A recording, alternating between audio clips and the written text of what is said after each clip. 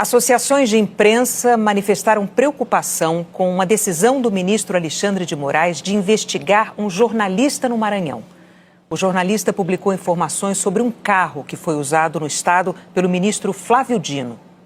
A investigação autorizada pelo ministro Alexandre de Moraes é sigilosa. Na terça-feira, ele mandou a Polícia Federal, no Maranhão, cumprir um mandado de busca e apreensão na casa do jornalista Luiz Pablo, em São Luís. Ele é acusado de perseguir o ministro do Supremo, Flávio Dino. A PF afirmou ao Supremo que, desde novembro do ano passado, Luiz Pablo passou a publicar conteúdos com fotos e dados do veículo funcional do ministro. O jornalista também publicou que o veículo, que oficialmente pertence ao Tribunal de Justiça do Maranhão, vinha sendo usado por integrantes da família do ministro.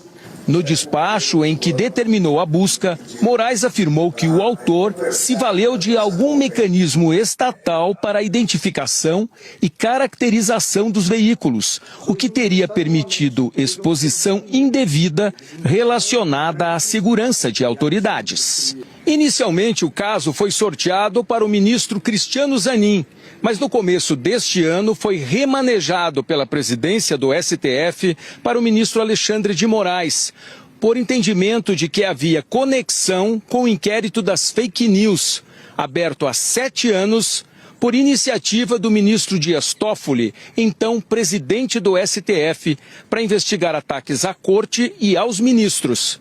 O inquérito não tem objeto delimitado de investigação, nem prazo para acabar.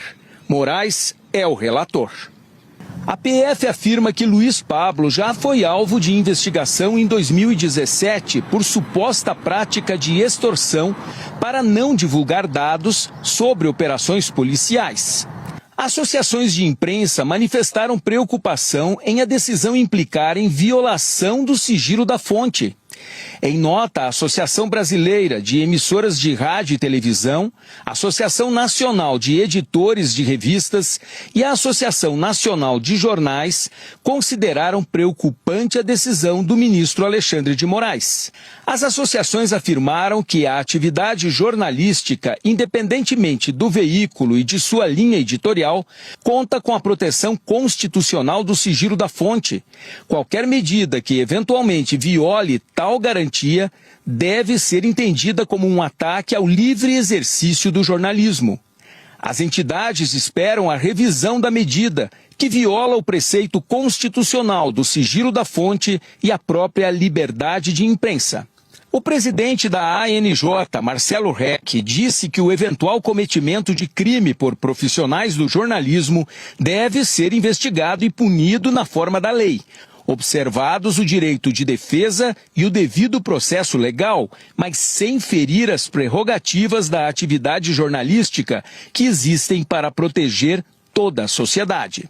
A Associação Brasileira de Jornalismo Investigativo alertou em nota que a decisão do STF de busca e apreensão contra jornalista no Maranhão coloca a categoria em risco e cria um precedente preocupante para o exercício do jornalismo no Brasil.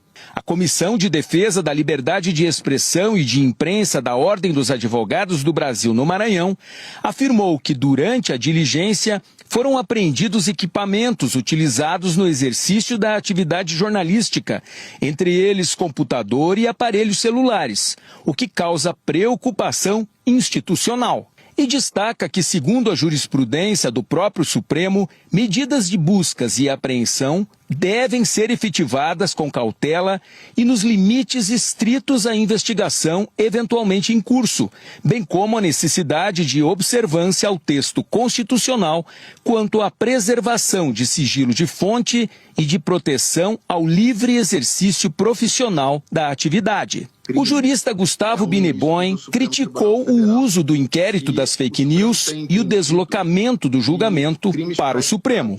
Alegadamente, a vítima do suposto crime é um ministro do Supremo Tribunal Federal.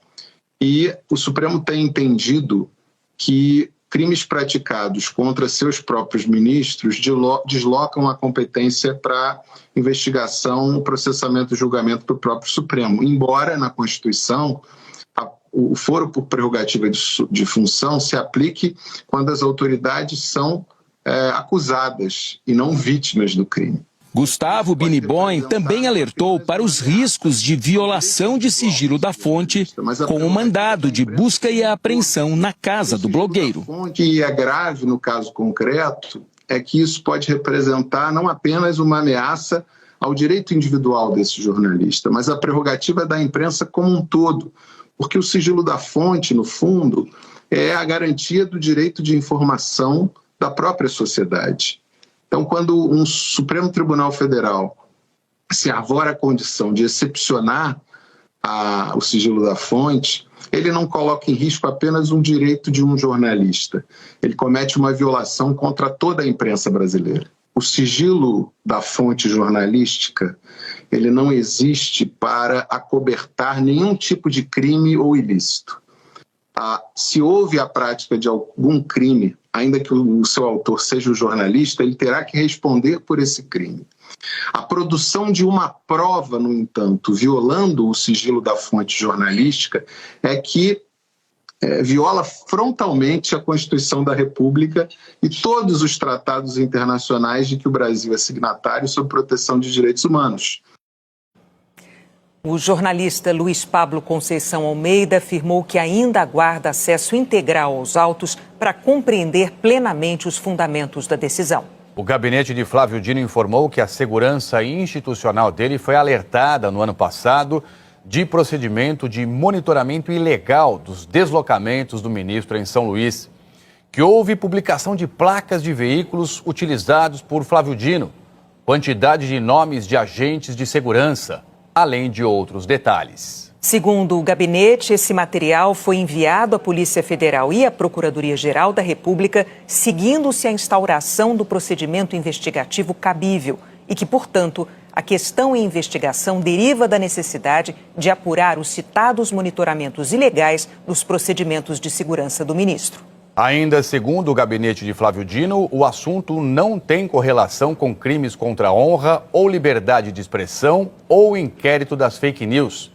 Por fim, o gabinete afirmou que veículos de segurança são utilizados pelo STF em colaboração com os tribunais, com base em normas legais. A Polícia Civil e o